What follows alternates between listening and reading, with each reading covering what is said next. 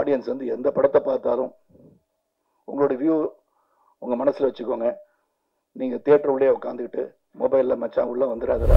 So இந்த படத்தை பற்றி சொல்லணும்னா ஒன்லைன் ஸ்டோரி தான். அது கண்ணப்பான்னு சொன்னால் ஒரே லைன் தான் ஸ்டோரி. காளஹஸ்தி ஈஸ்வரன்னா சிவபக்தர்களே ஒரு சிறந்த பக்தராக 63 நாயனார்கள் ஒருவராக தான் கண்ணப்ப நாயனார். இந்த முருகன் மாநாடு போல, ஏன்னா நான் வந்து ஹைதராபாத் போயிட்டு வந்தேன். முருகனை நூல் வாழ்ந்து கொண்டு இருக்கிறார். என் கழுத்தில் வந்து எல்லாமே இறைவனை வச்சுட்ருக்கேன். இறைவனை வணங்குகின்ற நான். அதனால் அங்கே நான் போல. அனைவருக்கும் வணக்கம். காலத்தாமதத்துக்கு வருந்துகிறேன். ஏன்னா 1:30 மணிக்கு வரேன், 1 மணிக்கு வரேன், இல்லை நீங்கள் 2 மணிக்கு வந்தால் போதுன்னு சொன்னாங்க. அதனால் நான் 2 மணிக்கு வரலான்னு சொல்லி கிளம்புனது கொஞ்சம் டிராஃபிக், உண்மையான டிராஃபிக் ஜாமில் நான் மாட்டிக்கிட்டேன். மணி மாதிரி இல்லை.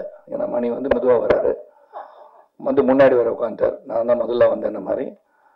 ஸோ வருகை தந்திருக்கின்ற அனைவருக்கும் என்னுடைய நன்றி கலந்த வணக்கத்தை தெரிவித்துக் கொள்கின்றேன். கண்ணப்பாவோட ப்ரீ ரிலீஸ் ஈவெண்ட் வந்து தமிழ்நாட்டில் மிகப்பெரிய லெவலில் பண்ணணும்னு எம்ஜிஆர் யூனிவர்சிட்டி வந்து பிளான் பண்ணிட்டு இருந்தாங்க. அது பல காரணங்களுக்காக இந்த படமும் வந்து 27ஆம் தேதி ரிலீஸ் பண்ணும்போது ஏற்கனவே ப்ரீ ரிலீஸ் ஈவெண்ட் முந்தானத்து வந்து ஹைதராபாத்தில் பண்ணாங்க. அப்போ நான் வந்து சென்னையில் வந்து நம்ம பண்ணுற ஈவெண்ட் பண்ணாமல் இருந்தால் அது எப்படி இருக்கும்னு சொல்லி யோசனை பண்ணி நம்ம ஒரு ப்ரெஸ் மீட் நான் அவங்களெல்லாம் சந்திச்செல்லாம் நான் ஐடியா பண்ணேன். அப்புறம் விஷ்ணுகிட்ட சொன்னேன், என்ன அங்கிள் நம்மளே பண்ணிடலாம், நீங்கள் அங்கே கொஞ்சம் ரெப்ரசென்ட் பண்ணியிருக்கேன்னு சொல்லி. இங்கே யாரெல்லாம் வந்து எடிட்டர் இருந்தாங்க, சம்பத்ராம் இருந்தாங்க, அப்கோர்ஸ் டிஸ்ட்ரிபியூட்டர் யாருமே சகோதரர் சக்திவேல் சார் இருந்தாங்க. ஸோ அவங்களாம் வச்சு நாங்கள் பண்ணிடுறோம், என்னதான் இருந்தாலும் கிளிட்ஸ் அண்ட் கிளாமர் கொஞ்சம் இருந்தால் நல்லா இருக்கும்னு சொல்லி விருப்பப்பட்டு நீங்கள் பார்த்துட்டு வந்து நான் பார்த்தேன். ஏன்னா சில பேர் கேட்டாங்க, என்ன போனதுல மதுபாலா வந்தாங்க வரலையான்னு கேட்டாங்க. ஸோ இந்த மாதிரி கேள்வி வந்து கேட்டவங்களாம் இருக்காங்க, 3வது ரோல் உட்காந்துருக்காங்க.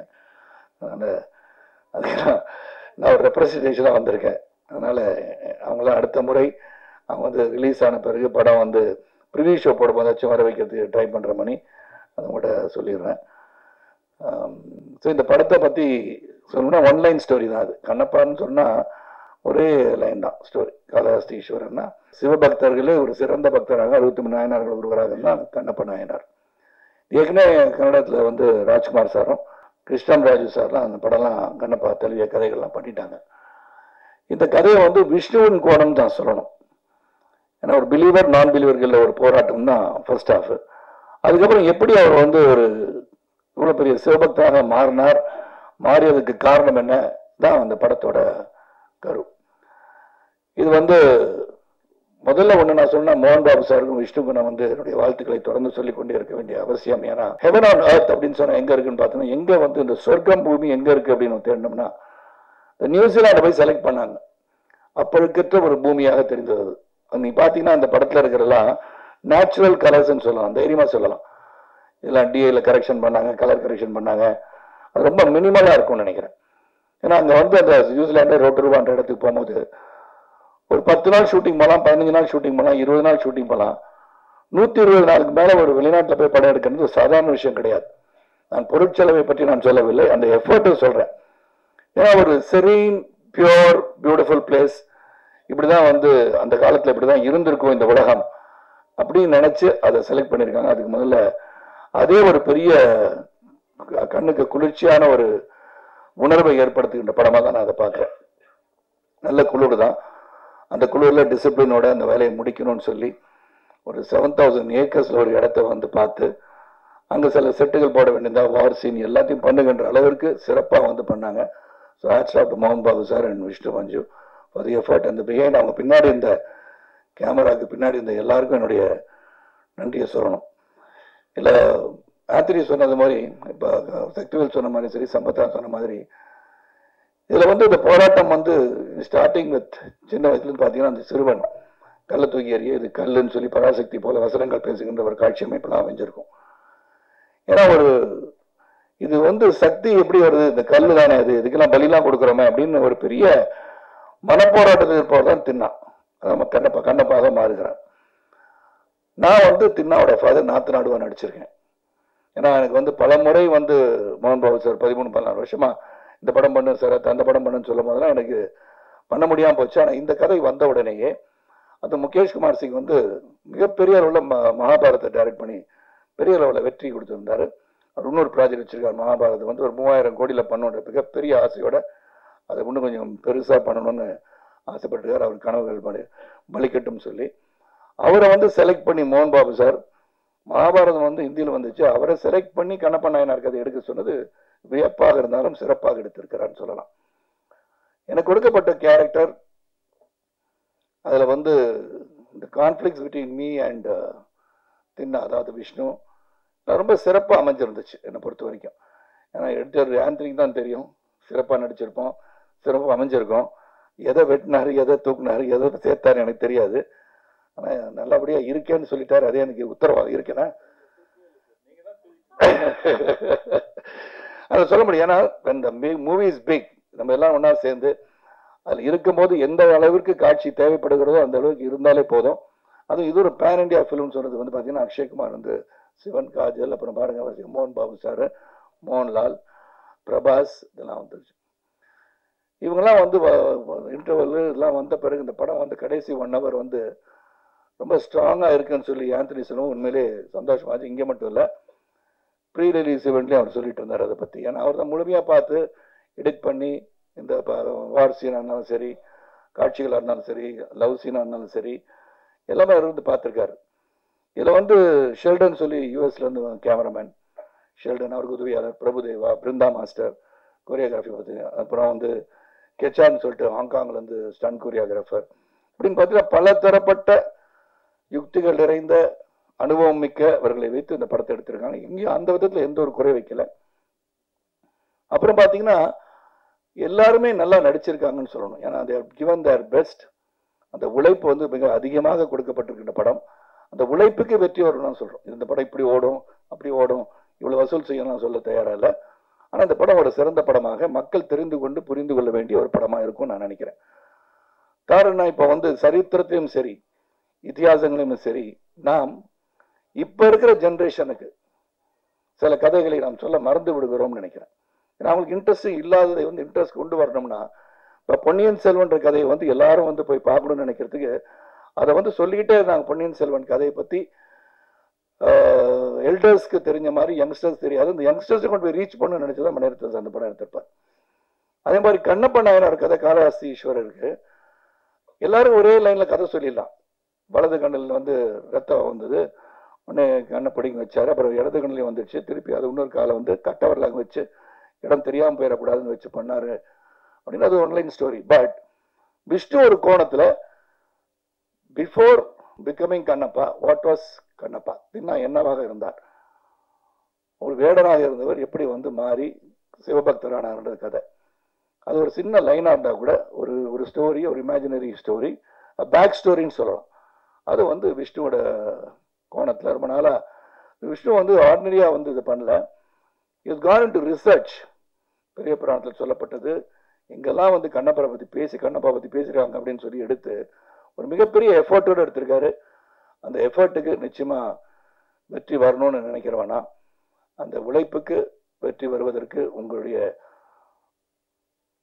அன்பு ஆதரவு இந்த திரைப்படத்துக்கு வேணும். அது மட்டும் இல்லாமல் ஃபோக்லோர் அப்படின்னு இங்கே சவுத்தில் இருக்கிற காளஹஸ்தி சேர்ந்த இந்த கண்ணப்ப நாயனாரை பற்றி நம்ம அகில இந்தியாவுக்கு தெரியணும்னா இந்த கதை நிச்சயமாக அங்கே போய் சேரணும். ரெண்டாவது பக்தி.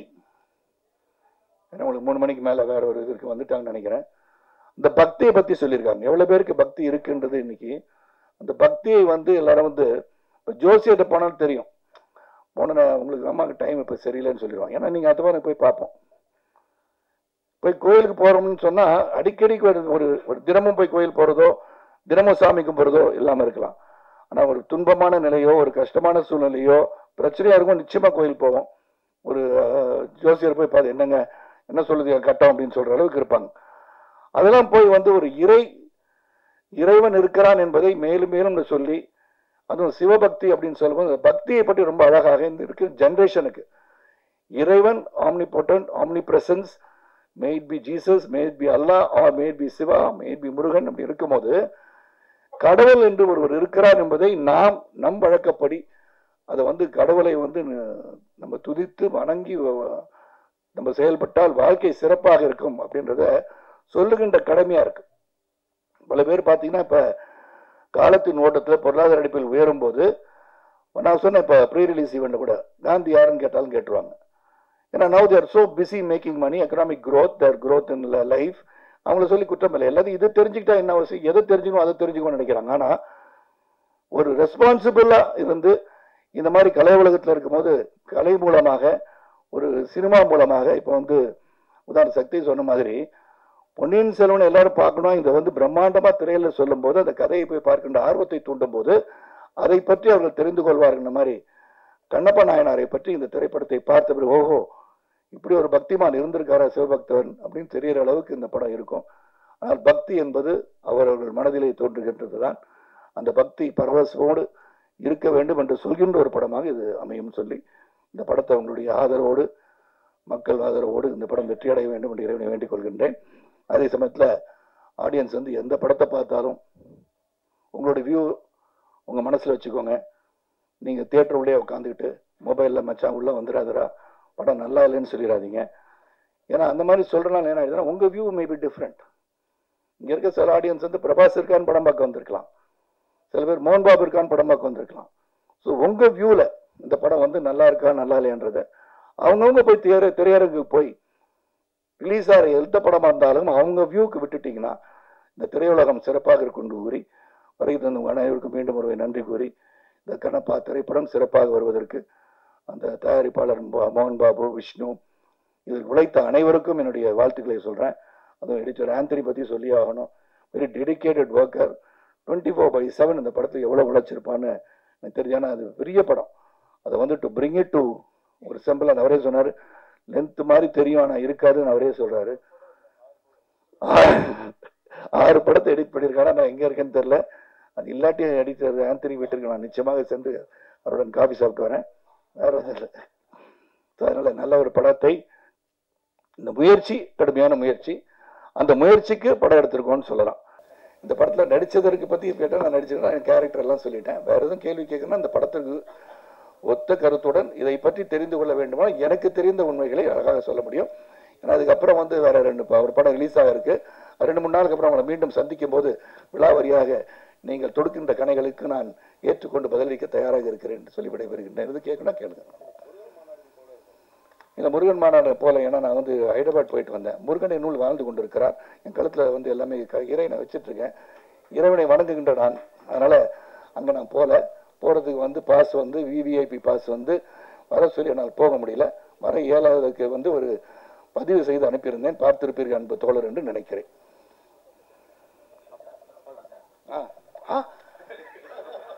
அவங்களதான் தேடிட்டு இருந்தேன் நான். சொல்லுங்க பாஸ். அப்படி சொல்லலடா, ரிவ்யூ பண்ணாதீன்னு உங்களை சொல்ல முடியுமா பாஸ்? நான் படம் பார்க்க போறவங்கள சொல்றேன். படம் பார்க்க போறேன். நீங்க ரிவ்யூ பண்றது வந்து கடமை. நீங்க வந்து யார் தேர் as a film critic you can't say the truth untruth என்னது நீங்க சொல்லலாம்.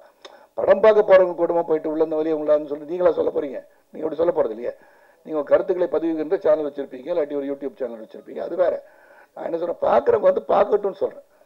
ஹெல்த்தியா இருக்குது, இண்டஸ்ட்ரி ஹெல்த்தியா இருக்குது. இந்த படத்துக்கு சொல்லலைண்ணா, எந்த படமாக இருந்தாலும் சென்று உங்கள் கருத்துக்களை உங்களோட வைத்துக் கொண்டு போய் பார்க்கட்டுமே என்ற வேற ஒன்று. பார்க்க முடியாது, அதெல்லாம் ஒன்றும் பண்ண மாட்டாங்கன்னா ஃபோர்ஸ் எனிபடி. கருத்தை கொண்டு பதிவு பண்றேன். ரொம்ப நன்றி, ரொம்ப ரொம்ப நன்றி. தேங்க்யூ.